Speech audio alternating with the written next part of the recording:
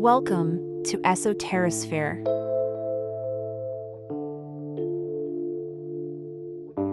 Enoch 101. Did the Book of Enoch predict UFOs?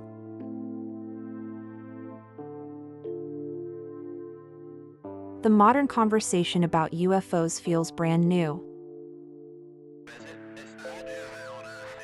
We have leaked military videos, government hearings, and late-night talk show debates about extraterrestrial life. But what if humanity has been describing similar encounters for thousands of years? And what if one of the clearest, most detailed accounts of visitation from the skies isn't from the space age, but from an ancient Jewish text that never made it into most Bibles? That text is the Book of Enoch.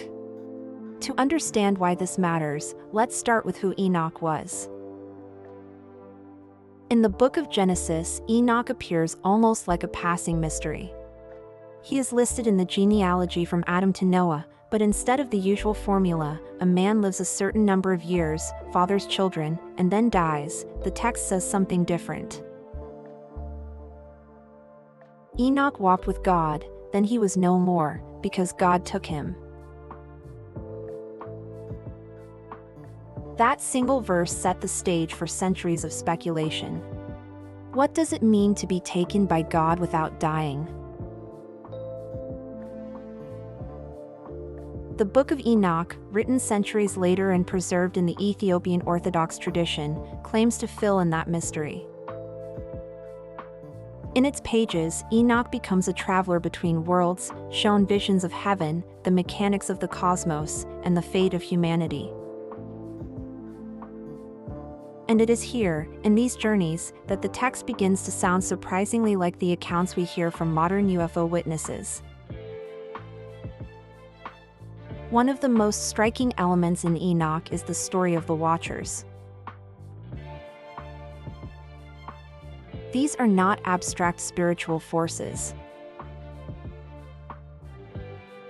They are described as beings from the heavens who physically descend to earth. The book names their leaders, figures like Semyaza and Azazel, and details their mission. According to the text, they came to teach humanity forbidden knowledge. Metallurgy for crafting weapons, enchantments for magic, and the reading of the stars. This descent is described vividly, as if the author were watching it unfold. We read of luminous figures arriving from above, and of their interactions with humans. Some of these descriptions are so tangible that, if you replace the ancient imagery with modern terminology, you could be reading a UFO encounter report. Enoch himself experiences what can only be called a form of abduction. He is taken up into the heavens for extended periods, shown visions, and returned to deliver messages. The language used is otherworldly yet precise. In one passage, he describes being brought to houses built of crystal with walls that shone like the sun, and floors that glowed like fire. The structure floats in a realm beyond the earth, illuminated by light that does not come from the sun or moon. To the ancient mind, this was the dwelling place of God and the angels. To a modern reader familiar with UFO literature, it could be interpreted as a luminous craft, with metallic and transparent surfaces, artificial lighting, and advanced technology. The text also mentions chariots of the heavens, radiant and moving at incredible speeds, sometimes accompanied by thunderous sound, other times silent. Again, if the word chariot is swapped for craft, the parallels become difficult to ignore. But perhaps the most unsettling connection is in the hybrid beings the Book of Enoch describes. The Nephilim.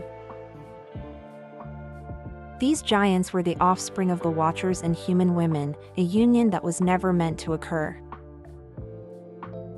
The result, according to the text, was a generation of powerful but corrupted beings whose violence and appetite threatened to destroy the earth. This echoes modern abduction reports that speak of hybridization programs, where human DNA is allegedly mixed with that of non-human entities. The details change with the culture and the century, but the pattern, beings from beyond, human interaction, and hybrid offspring, remains consistent. The Book of Enoch does not present the Watchers as benevolent visitors. Their actions bring chaos and corruption, and God ultimately decrees their punishment. They are bound, cast into the depths, and held until the day of judgment.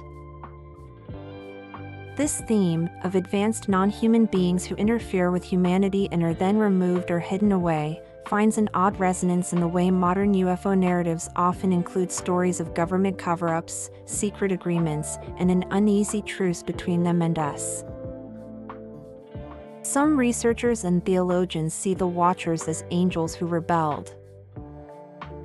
Others take a more speculative approach, wondering if the ancient authors were describing contact with advanced extraterrestrial life in the only language available to them.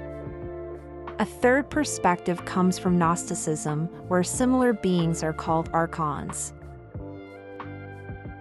rulers of the material realm who keep humanity trapped in ignorance. In that view, the Watchers could be seen as agents of deception, offering knowledge that distracts us from true spiritual awakening.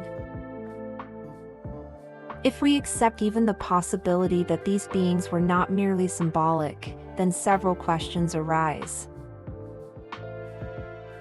Were they physical in the way we understand physicality?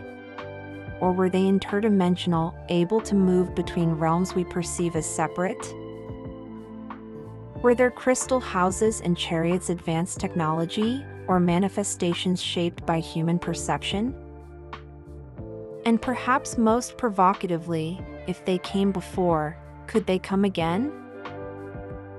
Modern UFO accounts often describe craft that defy our understanding of physics: sudden accelerations, silent hovering, the ability to vanish instantly. Ancient people described similar feats in terms of divine chariots and heavenly palaces. In both cases, the experience is overwhelming, transformative, and difficult to fully explain. This overlap has not gone unnoticed. In recent years, popular media, from documentaries to podcasts, have started drawing attention to the similarities between ancient texts like Enoch and modern UFO sightings.